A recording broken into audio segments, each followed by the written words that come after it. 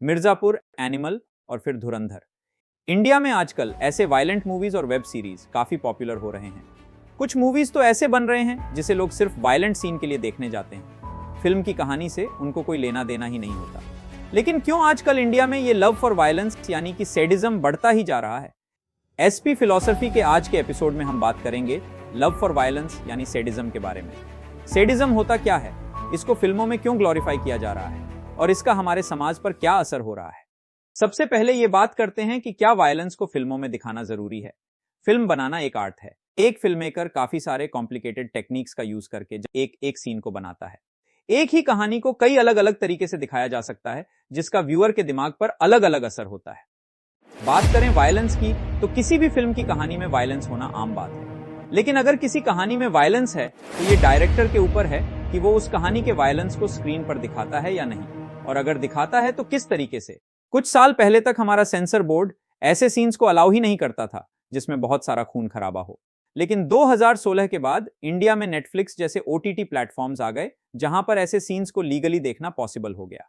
तभी Indian film makers भी ऐसे वायलेंट फिल्में बनाने लगे और बाद में ऐसे सीन्स बड़े पर्दे पर भी दिखने लगे। वैसे तो ये फिल्म मेकर्स कहते हैं कि ऐसे सीन्स से फिल्म काफी रियलिस्टिक लगती है, लेकिन उनका असल इंटेंशन अपने सैडिस्ट ऑडियंस को खुश करना होता है। बिना किसी ग्रूसम विजुअल्स के भी एक वायलेंस से भरी कहानी को दिखाया जा सकता है, और ऐसे दिखाया जा सकता है कि सीन रियलिस्टिक भी लगे। एग्जाम्पल के लिए आप ये वाला सीन देखिए। इस सीन में काफी ज्यादा वायलेंस है, लेकिन ये सीन इतने अच्छे से प्रेजेंट किया गया है कि सब कुछ आपके आंखों के सामने होते हुए भी आपको अपनी आंखें बंद नहीं करनी पड़ती।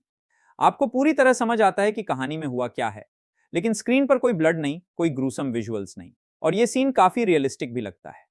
इतने वायलेंट एक्शन को भी सही कैमरा एंगल्स और कट्स के साथ ऐसे बनाया गया है कि आपको बिल्कुल डिसगस्ट फील नहीं होता। यह होता है एक फिल्ममेकर का असली आर्ट। ऐसी कई सारी फिल्में आपको मिल जाएंगी जहां ऐसी हॉरिबल चीजों को भी बिना किसी ग्रूसम विजुअल्स के काफी प्रोफेशनल तरीके से दिखाया जाता है। उनका फोकस कहानी पर होता है, ना कि उन वायलेंस और इंजरीज पर। लेकिन कुछ फिल्में इसका बिल्कुल उल्टा करते हैं। यहां फोकस कहानी पर नहीं, सिर्फ उस वायलेंट सीन पर होता है। कैमरा का फोकस उन इंजरीज पर होता है जहां से बहुत सारा खून बह रहा होता है, और ऐसे सीन्स बनाने में खर्चा भी ज्यादा होता है। और ये फिल्ममेकर्स ऐसे ही सीन्स में खर्चा करते भी हैं। बस कोई भी फालतू सी कहानी बना दो और ऐसे वायलेंट सीन्स बनाने में करोड़ों रुपए फूंक दो, क्योंकि इनकी ऑडियंस कहानी को समझने थोड़ी आती है। इनकी ऑडियंस आती है अपनी सैडिस्ट फैंटेसीज को सेटिस्फाई करने, क्योंकि उन लोगों को ये खून खराबा देखकर मजा आता है, प्राउड वाली फीलिंग आती है, और ये लोग खुद को ऐसे किसी सिचुएशन में इमेजिन करने लगते हैं। ये सब होना कोई आम बात नहीं है। किसी भी मानसिक रूप से हेल्थी इंसान को खून खराबा देखकर कभी मजा नहीं आएगा, बल्कि डिसगस्ट फील होगा। अब कुछ लोग बोलेंगे कि ऐसे फिल्में बच्चों के लिए नहीं है, लेकिन बात यहां बच्चे या बड़े होने की नहीं है। एक आदमी किसी भी एज का हो, कोई भी प्रोफेशन में हो, खून खराबा देखकर उसको मजा नहीं आना चाहिए।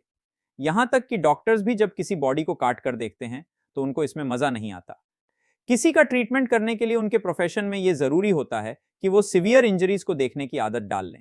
खून को देखने की आदत पड़ जाना और खून देखकर मजा आना, ये दो अलग बातें हैं। पर कोई डॉक्टर ये नहीं बोलेगा कि उसे खून खराबा देखने में मजा आता है। अगर आपको खून खराबा देखकर मजा आता है तो ये बिल्कुल भी नॉर्मल नहीं है। ये एक तरह का मेंटल इलनेस है, और अगर ये ज्यादा एक्सट्रीम हो रहा है तो आपको शायद एक थेरेपिस्ट की जरूरत है। I have are negative thoughts. लेकिन बात करते हैं कि कुछ लोगों को ऐसे खून खराबा देखकर मजा क्यों आता है, और आजकल ऐसे लोगों की तादाद बढ़ती क्यों जा रही है। ज्यादातर मामलों में हमारे अनसॉल्वेबल प्रॉब्लम्स ही इसकी वजह बनते हैं। कहने का मतलब है कि जो लोग ये सब देखना पसंद करते हैं, उन लोगों की लाइफ में लगी पड़ी है। कहीं ना कहीं किसी से झगड़ा होता रहता है, किसी बात का हमेशा स्ट्रेस रहता है, कोई परेशानी है जो जा नहीं रही है। जब हम किसी ऐसे प्रॉब्लम में फंस जाते हैं और उसे सॉल्व नहीं कर पाते, तब हमें दूसरों के ऊपर गुस्सा आने लगता है। जब हमें गुस्सा आता है और हम उसे ठीक से मैनेज नहीं करते, तो वो हमारे अंदर धीरे धीरे सैडिज्म का रूप ले लेता है। चलिए इस पूरे मैकेनिज्म को समझते हैं। जब कोई चीज हमें बहुत परेशान करती है तो हमें गुस्सा आता है, और इस गुस्से से हमें कुछ तोड़फोड़ करने का मन करता है। ये हमारा एक इवोल्यूशनरी ट्रेट है। पहले जब हम जंगलों में रहते थे तब ये गुस्सा हमारे बहुत काम का था। जैसे कि जब कोई खतरनाक जानवर आ गया या फिर दूसरा कोई आदमी हमला करने आ गया, तब ये गुस्सा हमें उससे बड़ा और खतरनाक दिखाता। हमारी अटैक करने की एबिलिटी थोड़ी बढ़ जाती और हमला करने वाला आदमी या जानवर डर कर भाग जाता। उस जमाने में हमारे शरीर का अटैकिंग पावर ही हमारा सबसे बड़ा डिफेंस मैकेनिज्म था, जिससे हम किसी भी परेशानी का सामना कर सकते थे। लेकिन अब हम जंगलों में नहीं रहते। अब ये गुस्सा हमारे किसी काम का नहीं है, क्योंकि हमारे समाज में किसी का पावर अब उसके अटैकिंग एबिलिटीज से नहीं आता। पावर आता है पैसे और पोजीशन से। जब सामने वाला आपका बॉस हो, या कोई नेता हो, या फिर हमारा पूरा सिस्टम हो, तब आपका गुस्सा आपको कोई बेनिफिट नहीं देता। आपका गुस्सा आपको उन लोगों से बड़ा नहीं दिखा सकता। गुस्सा आपको पैसा या पोजीशन नहीं दे सकता। उल्टा ये आपका और ज्यादा नुकसान करता है। आपको गुस्से में चीजें तोड़ने का मन करता है और आप खुद की चीजों को ही तोड़ने लगते हो, क्योंकि आप जानते हो कि आप जाकर किसी और की चीजें तोड़ नहीं सकते।